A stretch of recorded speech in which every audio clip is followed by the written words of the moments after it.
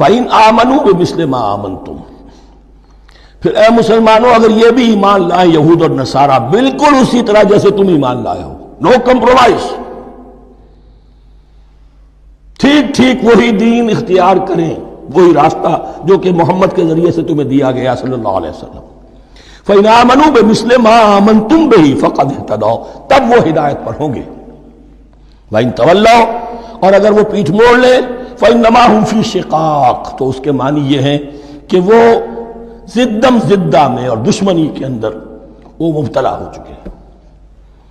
فَسَيَكْفِيكَهُمُ اللَّهُ، تو اے نبی آپ کے لیے ان کے مقابلے میں اللہ کافی رہے گا، آپ فکر نہ کریں، آپ کسی کمپرومائز کی دعوت کی طرف توجہ ہی نہ دیں، کچھ دو کا معاملہ سوچیں بھی نہ، ان کی مخالفتوں سے آپ مرعوب نہ ہوں، ان کی دھمکیوں کا کوئی اثر نہ لیں۔ فَسَيَكْفِيكَهُمُ اللَّهُ، اللہ کافی رہے گا آپ کے لیے ان سب کے مقابلے میں۔ وَهُوَ السَّمِيعُ الْعَلِيمُ، اور یقیناً وہ سب کچھ سننے والا اور جاننے والا ہے۔ ایسا نہیں ہے کہ اسے معلوم نہ ہو کہ آپ اس وقت کن حالات میں ہیں، کیسی مشکلات میں ہیں، کس طرح کی نازک صورتحال دن بدن جو ہے شکل بدل رہی ہے، لیکن آپ قائم رہیں۔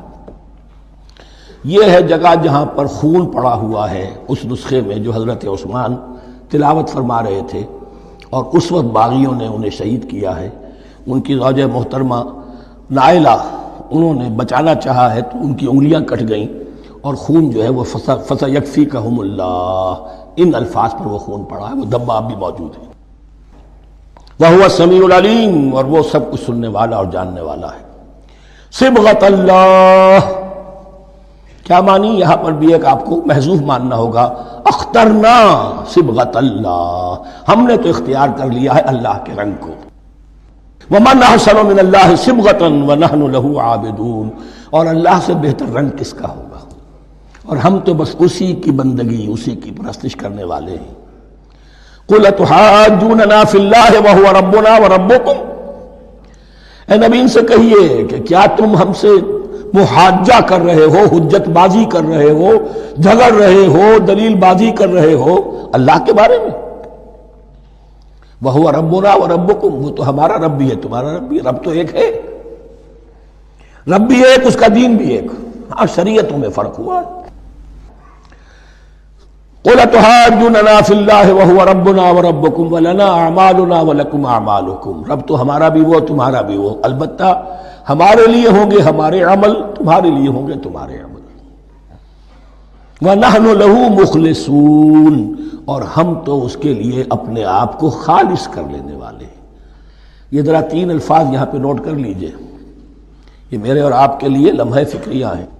نحن لہو مسلمون، 136ویں آیت اس پر ختم ہوئی، ہم اس کے سامنے سر تسلیم خم کرتے ہیں، ان میں سے تو ہم بھی شامل ہیں۔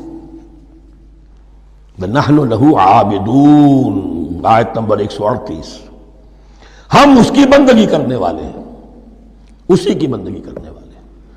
تو صرف اسلام نہیں، عبادت اور ٹوٹل عبادت، ٹوٹل بندگی، پوری زندگی میں اس کے ہر حکم کی پیروی اور اطاعت۔ اس سے آگے بات آئی وَنَحْنُ لَهُ مُخْلِصُونَ، یہ عبادت اخلاص کے ساتھ نہیں ہے تو منافقت ہے۔ اس عبادت سے کوئی دنیا کی منفعت پیش نظر نہ ہو، سوداگری نہیں، یہ عبادت خدا کی ہے۔ دنیا بنانا، دنیا کمانا، دین کو ذریعہ بنانا، اس سے بڑی اور اس سے گری ہوئی کوئی حرکت نہیں۔ اخلاص، حضور نے فرمایا من صلی یرائی فقط اشرکا ومن صام یرائی فقط اشرکا ومن تصدق یرائی فقط اشرکا، جس نے نماز پڑھی دکھاوے کے لیے اس نے شرک کیا، جس نے روزہ رکھا دکھاوے کے لیے اس نے شرک کیا، اور جس نے صدقہ خیرات دیا دکھاوے کے لیے اس نے شرک کیا۔ وَنَحْنُ لَهُ مُخْلِصُونَ، نَحْنُ لَهُ مُسْلِمُونَ، نَحْنُ لَهُ عَابِدُونَ، نَحْنُ لَهُ مُخْلِصُونَ۔ اللهم ربنا اجعلنا منهم، اللهم ربنا